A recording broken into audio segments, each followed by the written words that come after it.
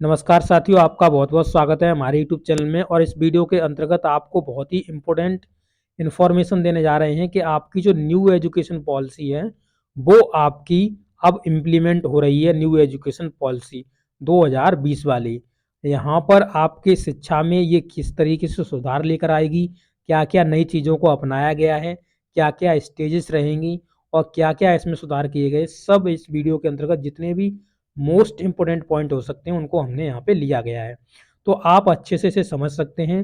आप किसी भी कॉम्पिटिटिव एग्जाम्स की तैयारी कर रहे हैं, आप टीचिंग लाइन की तैयारी कर रहे हैं, तो आपके लिए बहुत सारे क्वेश्चन टीचिंग लाइन में आपको यहाँ से देखने के लिए मिलते हैं। तो आप इस पूरे वीडियो को अंत तक देखिए, अच्छे से समझिए, क्योंकि मैं यहाँ डिटेल में आपको बताऊँगा और ये क्वेश्चंस आपको भविष्य में देखने के लिए मिलेंगे आपके। तो वीडियो को मिस मत करना। और आपको अगर ये वीडियो अच्छा लगे, अगर मैंने सही से एक्सप्लेन कर दिया इस वीडियो को और आपको लगे कि हाँ ये वीडियो सही है और इसे लाइक करने लायक है, तो आप इसे लाइक करना और अपने दोस्तों के साथ शेयर जरूर करना। तो चलिए जान लेते हैं मोस्ट इंपोर्टेंट पॉइंट्स को, जो कि आपके न्यू एजुकेशन पॉलिसी के अंतर्गत लिए गए हैं। तो यहाँ पर हम देखिए, आपके लिए सभी जो पॉइंट्स हैं उनको हमने लिया हुआ है आपके लिए। तो यहाँ पे देखिए, आप देखेंगे कि नई शिक्षा नीति कैबिनेट की मंजूरी, केंद्रीय कैबिनेट की मंजूरी से मिल चुकी है। भारत सरकार द्वारा प्रस्तावित केंद्रीय सरकार की कैबिनेट की स्वीकृति के बाद 36 साल बाद, यानी 36 साल बाद देश में नई शिक्षा नीति लागू होगी। लागू कितने साल बाद हो रही है? 36 साल बाद। ठीक है, ये याद रखना, 36 साल बाद ये नई एजुकेशन पॉलिसी है वो लागू हो रही है। कैबिनेट ने नई शिक्षा नीति न्यू एजुकेशन पॉलिसी 2023 को हरी झंडी दे दी है, यानी 2023 की हरी झंडी दे दी है। इसमें यहाँ इम्प्लीमेंट हो जाएगी ये न्यू एजुकेशन पॉलिसी, ये 2020 की है। और 34 साल बाद शिक्षा में बदलाव किया गया है, यानी जो शिक्षा नीति है उसमें 34 साल बाद बदलाव किया गया है, यानी चेंज किए गए हैं। नई शिक्षा नीति उल्लेखनीय बातों पर सरल तरीके से इस प्रकार है। अब आपको सरल तरीके से यहाँ पे डिटेल में बताया जा रहा है, तो किस तरीके से ये रहने वाली है। तो देखेंगे यहाँ पर, जो आपकी 5 इयर्स फंडामेंटल्स ईयर हैं, यानी आपकी जो आधार आपका जो बनता है, वो आपका यहाँ पर बच्चे का जो आधार बनता है, उसके बेस पर आपके जो 5 इयर्स हैं वो यहाँ पर आपके बच्चे के लिए जा रहे हैं। आप देख सकते हैं, नर्सरी में जब बच्चा पहुँचेगा तो वो 4 इयर्स का हो जाना चाहिए, यानी 4 ईयर का जब बच्चा होगा तो आप उसे नर्सरी में बैठा दीजिए। इसके बाद आप देखेंगे जो केजी है, उसमें आप 5 इयर्स पर आपका केजी में बच्चा चला जाएगा, जो जेआर केजी बोली जाती है। और एसआर केजी है, उसमें आपका 6 इयर्स की एज पर आपका बच्चा एंटर करेगा उसके अंदर। अब यहाँ पर देखेंगे तो स्टडी 1, यानी फर्स्ट में जब जाएगा बच्चा तो वो 7 साल का हो जाना चाहिए। 7 साल की उम्र पर बच्चे को फर्स्ट में बैठाना है। नेक्स्ट देखेंगे आप, स्टडी सेकंड, सेकंड में वो पढ़ेगा 8 साल की उम्र में, सेकंड में पढ़ रहा होगा, सेकंड क्लास में। अब जो 3 इयर्स आप देख रहे होंगे यहाँ पर, वो आपकी प्री प्रेपरेटरी जो आपकी हैं, प्री प्रेपरेटरी, वो आपकी ईयर्स हैं। यहाँ देखिए, तो स्टडी थर्ड क्लास में स्टडी करेगा, 9 साल की उम्र में वो थर्ड क्लास में पढ़ रहा होगा। और आपका देखेंगे फोर्थ क्लास में 10 साल की उम्र में होगा।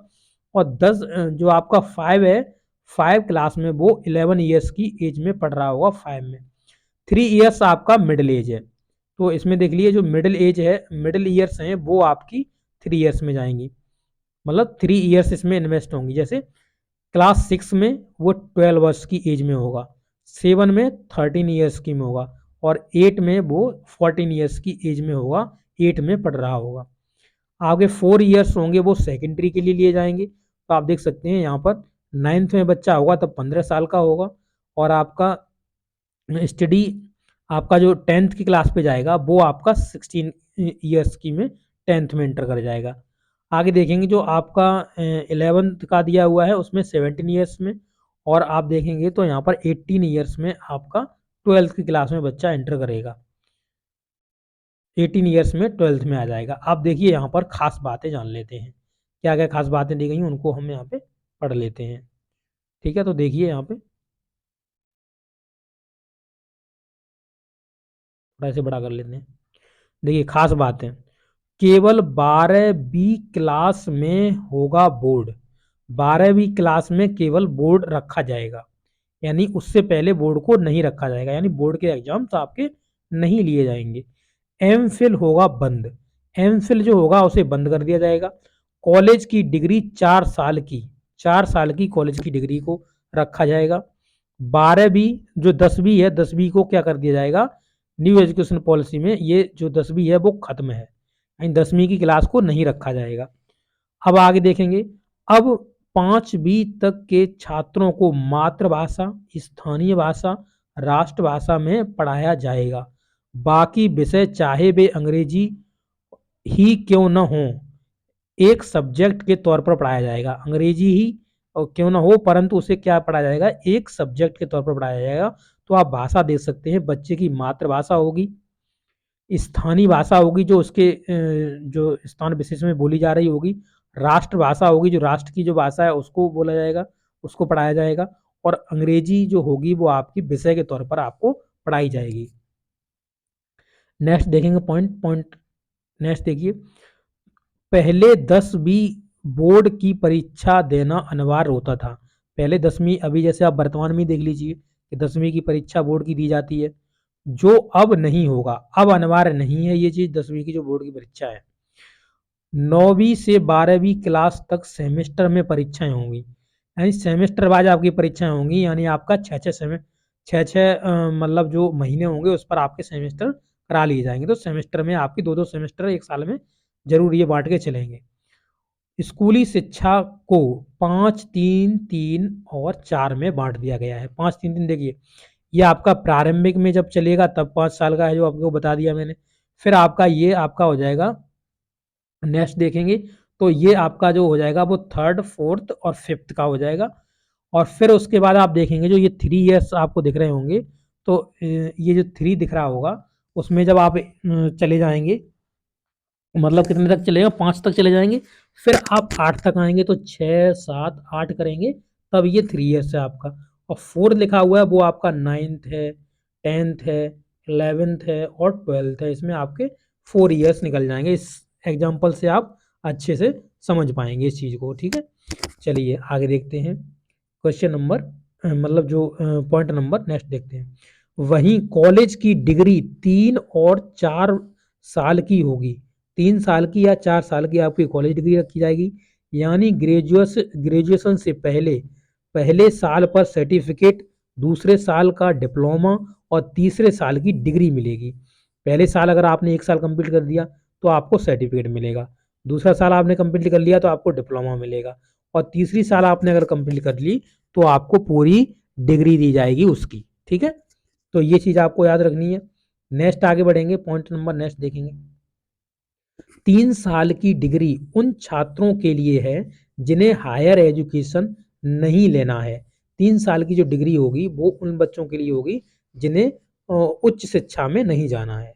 वहीं हायर एजुकेशन करने वाले छात्रों को 4 साल की डिग्री करनी होगी। जो हायर एजुकेशन करना चाह रहा है उसे 4 साल की डिग्री करनी होगी। 4 साल की डिग्री करने वाले स्टूडेंट 1 साल में एमए कर सकेंगे। तो अभी आप वर्तमान में देख रहे होंगे कि हमारी इंटर के बाद बीएससी 3 साल की होती है, बीए 3 साल की होती है, जो भी है बीए बीएससी जैसे बोलते हैं। उसके बाद जो हमारी एमए या एमएससी होती है वो हमारी 2 साल की होती है। बट ये अब चीज़ चेंज हो चुकी है, अब आपकी जो होगी वो आपकी कितनी होगी, तो आपकी 1 साल की होगी। अगर जिसने 4 साल की डिग्री करी हुई है उसको 1 साल की क्या मिलेगी, 1 साल का एमए मिलेगा, 1 साल में एमए कर पाएगा वो। और एमए के छात्र अब सीधे पीएचडी कर सकेंगे। तो एमए के जो छात्र होंगे अब जो न्यू एजुकेशन पॉलिसी के द्वारा मतलब जो उसमें प्रावधान है उसके प्रावधान से सीधा पीएचडी कर सकेंगे। जो एमए कर लिए होंगे वो सीधा पीएचडी में जा सकते हैं। आगे देखेंगे, नेक्स्ट पॉइंट देखिए, तो यहाँ पर देखेंगे स्टूडेंट्स बीच में कर सकेंगे दूसरे कोर्स, यानी बीच में दूसरे कोर्स को भी करने की इजाज़त दी गई है। हायर एजुकेशन में 2035 तक ग्रॉस इनरोलमेंट रेशियो 50% हो जाएगा। वहीं नई शिक्षा नीति के तहत कोई छात्र एक कोर्स के बीच में अगर कोई दूसरा कोर्स करना चाहे तो पहले कोर्स से सीमित समय के लिए ब्रेक लेकर वो दूसरे कोर्स कर सकता है। यानी पहले कोर्स को ब्रेक मार सकता है और दूसरे कोर्स में वो दूसरे कोर्स को कर सकता है। हायर एजुकेशन में भी कई सुधार किए गए हैं। सुधारों में ग्रेड जो होंगे एकेडमिक, एडमिनिस्ट्रेटिव और फाइनेंशियल ऑटोनॉमी आदि शामिल होंगे। इसके अलावा क्षेत्रीय भाषाओं में ई कोर्स शुरू किए जाएंगे। वर्चुअल लैब्स विकसित किए जाएंगे। वर्चुअल जो लैब्स होंगे वो आपके विकसित किए जाएंगे। एक नेशनल एजुकेशन साइंटिफिक फोरम यानी NETF शुरू किया जाएगा। बता दें कि देश में 45,000 कॉलेज हैं। कितने हैं देश में? देश में 45,000 कॉलेज आपके हैं। तो आप देख सकते हैं यहाँ पर जो एक NETF आपका शुरू किया जाएगा, नेशनल एजुकेशन साइंटिफिक फोरम। अब सरकारी, निजी, डीम्ड सभी संस्थानों के लिए होंगे समान नियम। सभी संस्थानों के लिए कैसे करे जाएंगे?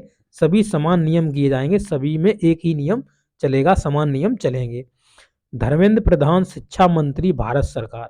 तो ये सभी आपके नियम्स हैं जो आप अच्छे से समझ सकते हैं, इनको अच्छे से अपने जहन में उतार सकते हैं और इनसे आपको फ्यूचर में भी आपको काफ़ी एग्जाम्स में क्वेश्चन भी देखने के लिए मिलेंगे। तो ये सभी जितना भी सुधार हैं वो मैंने आपको यहाँ पे समझा दिए, जितने भी इम्पोर्टेंट आपके लिए सुधार लिए गए हैं। ठीक है, तो आप इसके लिए डिटेल में NEP 2020 को पढ़ सकते हैं और वहाँ से आपको इसमें डिटेल में आप समझ सकते हैं। ठीक है, तो इस वीडियो के अंतर्गत आपको बहुत ही इंपॉर्टेंट इन्फॉर्मेशन दी गई है। आपको ये इन्फॉर्मेशन कैसी लगी है? अच्छी लगी हो तो अपने दोस्तों के साथ ज़रूर शेयर करिए। चैनल पर नए हो तो चैनल को लाइक करिए और चैनल की वीडियो लाइक करिए और चैनल को सब्सक्राइब करिए और अपने दोस्तों के साथ इस वीडियो को शेयर करिए। तो वीडियो देखने के लिए आपका बहुत बहुत धन्यवाद। Thank you.